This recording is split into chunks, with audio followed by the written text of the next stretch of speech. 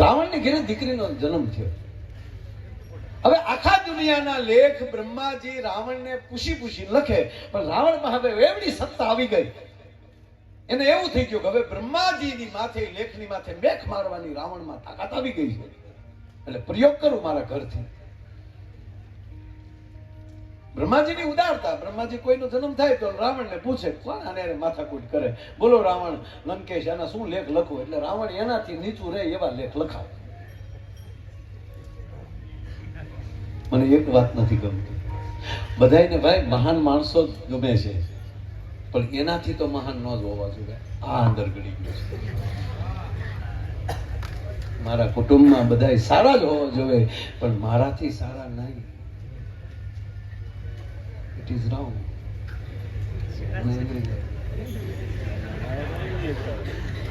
હું દેવરાજભાઈ આખો પ્રોગ્રામ અંગ્રેજીમાં કરી આપું, પણ ન કરું.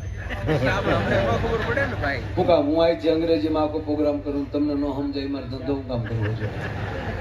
સાહેબ મારું અંગ્રેજી એટલું બધું હાર્ડ છે ને,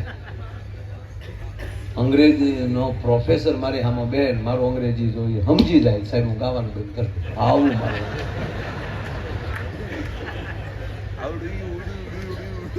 મને ઘણા પૂછે કે માયાભાઈ તમને અંગ્રેજી આવડે? મેં કીધું ના. મને કે તો પરદેશમાં જાઓ, વિદેશમાં જાઓ તો તમે મૂંઝાવ નહીં? મેં કીધું ઈવડાઈ ન મૂંઝાય. એક મગજમાં કાઢ ના જોઈ. આપણને અંગ્રેજી ન સમજાય તો આપણે મૂંઝાવાનું, એને ગુજરાતી ન સમજાય તો નહીં મૂંઝાવાનું. શું કામ નાના બનો છો? મારી ગુજરાતી, મારું ગુજરાત. અને હું તો આપ બધાને પગે લાગીને કહું કે હવે નાત જાતના વાડા મૂકો, ગુજરાતી બનો. એ નાનદાસ બાપુના શેલા એટલે બધા ભાઈ ઉછા છે, એમાં નાના મોટાનો ભેદભાવ ન આવે. મૂકો બધું, એકતા લાવો, એક બનો, નહીં તો મરી ગયા માનો. નોખા નોખા ભાગલામાં નાખી દીધા. આ આયર છે ને, કોળી છે ને, પટેલ છે ને, અને એમાંય પાછું એનું મોટું ફળી છે ને, એ તો ઓલા કહેવાય ને, એ ઓલા કહેવાય ને, એમાંથી પાછું ઘરમાં ઠેઠ આવી જાય. એ મારા મોટા ભાઈ છોકરો, અમે એમાં ન હોય. આપણે ને આપણે પીતળા ઉભા કીધા. એક આળીએ 4 મકાન હોય અને 5 વર્ષ પછી જાય તો એને પાસે ખાના પડી જાય, અમે ન ખાય ગયા. તો આમાં ભીતું શું કામ કરો? નવું કરો ને.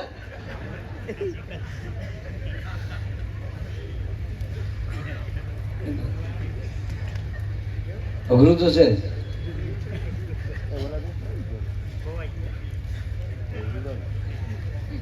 વાત કરું આમાં વાતમાં વાત નીકળતી જાય. એટલે રાવણ અવડો મોટો થઈ ગયો સાહેબ. એની ઘેરે દીકરીનો જન્મ થયો.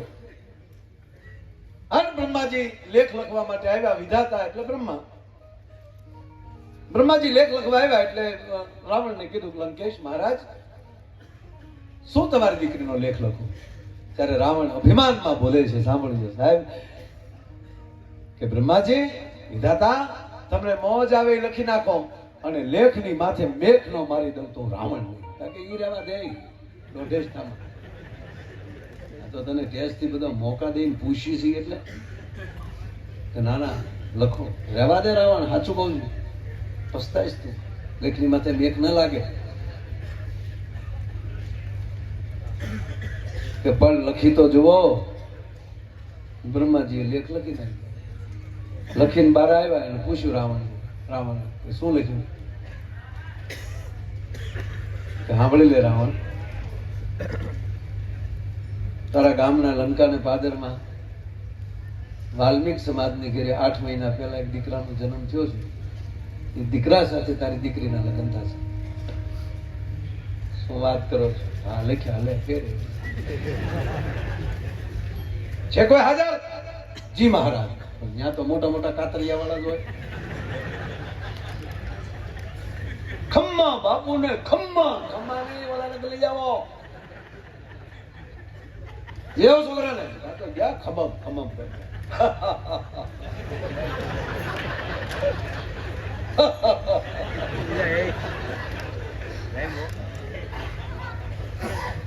બાઈ ની હોળીમાં દીકરાને કઈ નહીં. લો મહારાજ, મારે જરૂર નથી, જાઓ એના નાના નાના ટુકડા કરીને માછલાને ખવડાવી દો, પછી અહીંયા આવજો. બોલા ગયા પણ ભૂગાભાઈ બન્યું એવું, ત્યાં દરિયા કાંઠે ગયા પણ ઓલું બાળકે ઓલા છોકરાને એને એમ કે મને રમાડવા લાવ્યા, અને અવડી ઉડી મૂછી વાળા એને જોયા નહોતા, અવડી ઉડી આખ્યું તો બાળક આમાં મૂછી પડી. બાળક તો ભગવાન છે ને, એને ભય ન હોય.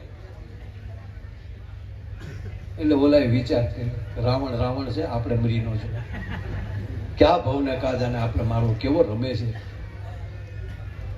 મહારાજાના નમૂના પૂરતો એક એના જમણા પગનો અંગૂઠો નાનો એવો અંગૂઠો બાળ એ કાપી લઈ અને કહેશું જો મહારાજ અવડાવડા ટુકડા કરી નાખ્યા, એક ટુકડા એ નમૂના લેતા આવ્યા.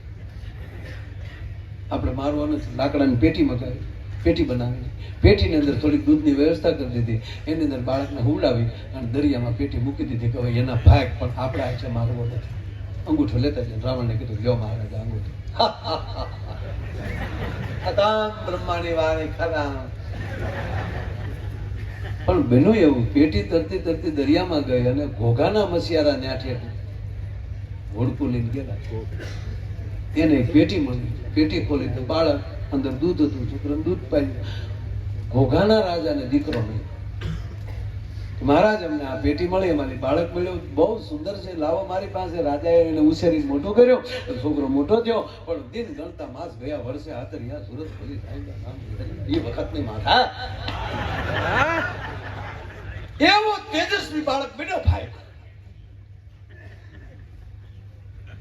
કઈ જ્ઞાતિમાં કોણ કવડો થઈ જાય નક્કી નથી. હવે તો રાજાનો કુંવર છે અને દશે દિશામાં નામના ડંકા મળ્યા વાઘ વાઘ. શું મહારાજાનો કુંવર છે? રાવણને ખબર પડી ક્યાં લંકા ને ક્યાં ઘોઘા. દીકરીને માગું નહીં જાના જાનના હામૈયા થયા, ફેરા પૂરા થયા, લગ્ન વિધિ પૂરી થઈ. રાવણને આવીને બે માણા દીકરી જમાઈ પગે લાગ્યા, આયુષ્માન ભવ. બોલાવો બ્રહ્માને.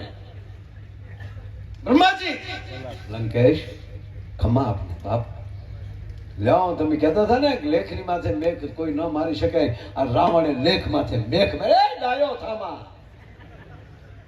ભૂલ ના પડે બ્રહ્માની કલમમાં. કે પણ આ તમે લેખ લખ્યા હતા, આ ઘોઘાનો વરરાજો પણ આવ્યો છે. કે ઘોઘાના વરરાજાના બાપને પૂછ કે તને સંતાન મળ્યું ક્યાંથી.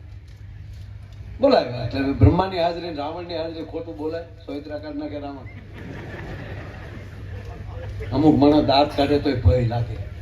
હા હા કે મરી જાય.